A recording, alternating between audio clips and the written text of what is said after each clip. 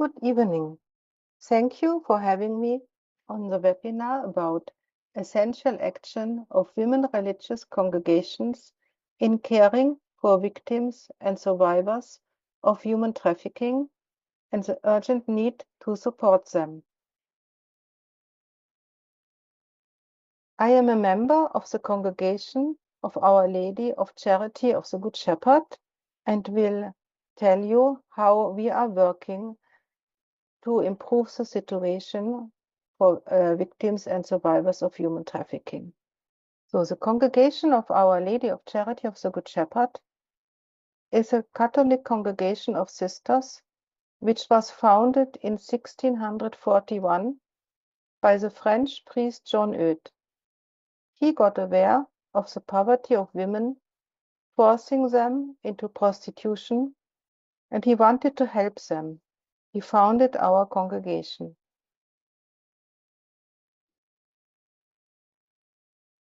At the moment, we are present in 68 countries of the world, providing services to women and children, but also men at the margins of society. We can say that our congregation is working like an international network. We have been committed and mobilized for over 400 years, going to some of the most challenging places around the world to work for social change. Good Shepherd International has special consultative status with the Economic and Social Council of the United Nations for its work with women and girls. We are present in 4 regions: North America, Central and South America, Europe, Africa, Middle East, and Asia Pacific. Here you see a map of our presence. Everywhere where you see the sign of our congregation, we are present. In China, it is Hong Kong. We are in Hong Kong. And you see in all continents all over the world.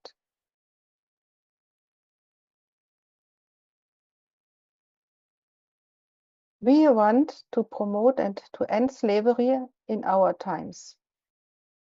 The vision of our congregation is Good Shepherd believes that the new generation can build a world without slavery. A world where everyone is treated equally.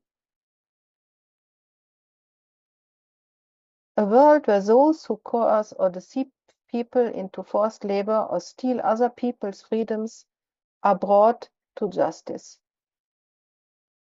A world where everyone is included in the development. A world where everyone can walk free.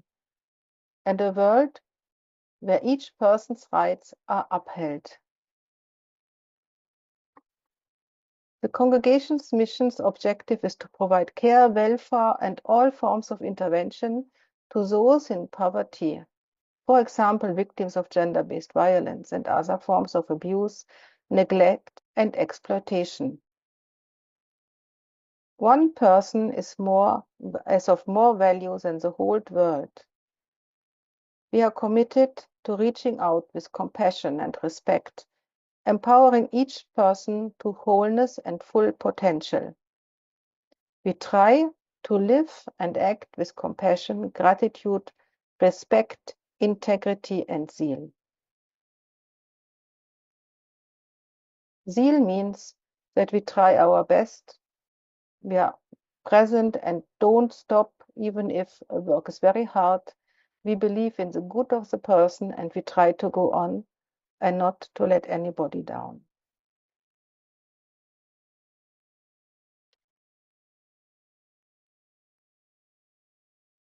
So our congregation has a 3-pronged approach to respond to human trafficking.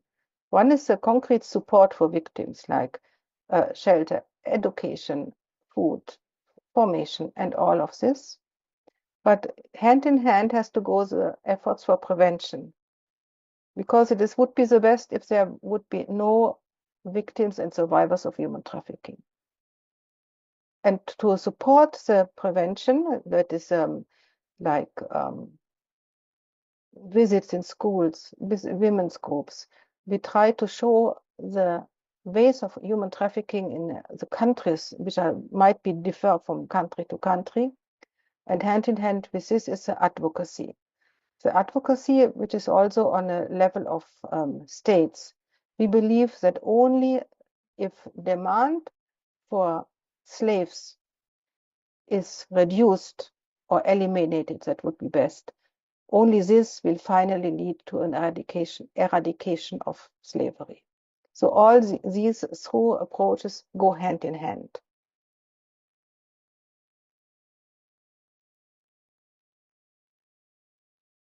We are offering shelter and care for victims and survivors of human trafficking because they need somewhere to go, safe to go and to get the help.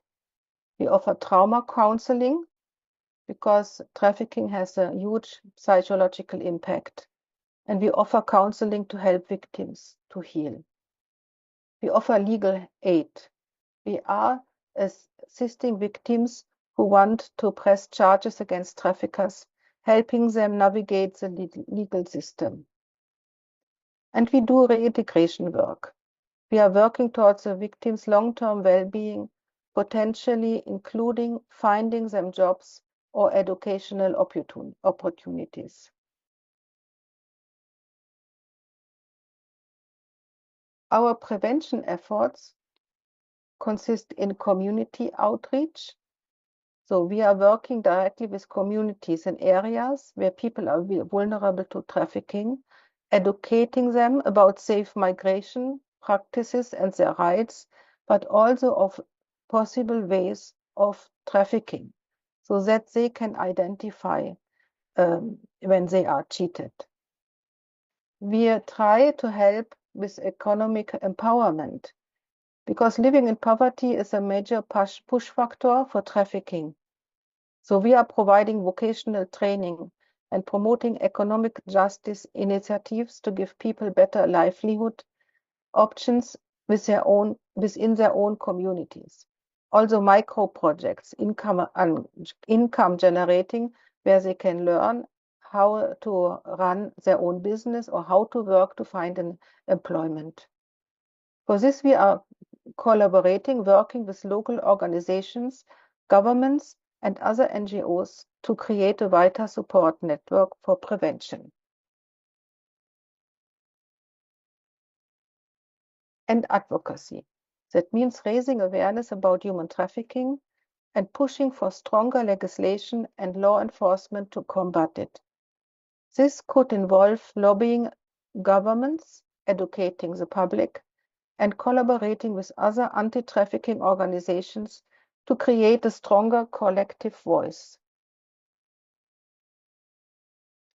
We are networking not only within our own congregation with the sisters who are present in all these areas of the world, but also with networks of religious, for example, with Renate in Europe or with the Sovereign Order of Malta, who is hosting these webinars. There is Talita Kum, that is the international network for women for religious to work against human trafficking. And also there we are involved in many of these local networks they have, the regional networks and overall network. Because only when we combine our forces, we can have an impact. And it has for sure to cross borders because the traffickers have good networks too. This is in Europe, the map of countries, the European network, Renate, that means religious in Europe, networking against trafficking and exploitation are present. So it is much more than where our congregation can be, and having all these contacts helps us to address human trafficking. These are the areas of service from Renate: direct action and prevention, capacity building, advocacy and lobbying, research and development. All this is necessary to beat to study trafficking, human trafficking. That is how we are working against human trafficking. And it is important for us to say that the people who have been trafficked, we can say victims, are at the same time survivors who have a high resilience. And on this, we can build up to give them their strength and let them know their dignity, which they never lost. Because whatever happens to you, you don't lose your dignity as a human being. And we try to advocate on the international and global level to reduce the demand. Because only if we demand slavery, slavery will happen. And it is, of course, very obvious in the areas of sex trafficking, trafficking to be exploited as, in a sexual way. If nobody wants to go to women and men in prostitution, there will be no women and men in prostitution because there would be no lucrative money connected with it. But also supply supply chains for goods. What am I buying? Is it child labor involved, for example? So we are all interconnected and we are all contributing to this area of human trafficking, even without knowing. So it is very good to see what are the supply chains, how are things produced. There is a sharing fair, no? There are brands where we know that the people working in the fields will get a just wage. And all of this is something we want to promote and which everybody of us can help to reduce the demand for slavery so that slavery will be eradicated. We do this, of course, all out of Christian values, which are very often the values of other religions as well, because religion and the connection to God always speaks about love, respect, and dignity. And that is in all religions the same. Religions the same. So that is motivation. We are working to help the survivors of human trafficking. Thank you for having me. I hope that I will be able to join also live to this webinar because at the moment I'm traveling, and while you are seeing this, I'm in El Salvador and I will try to be present for a short time. Thank you very much.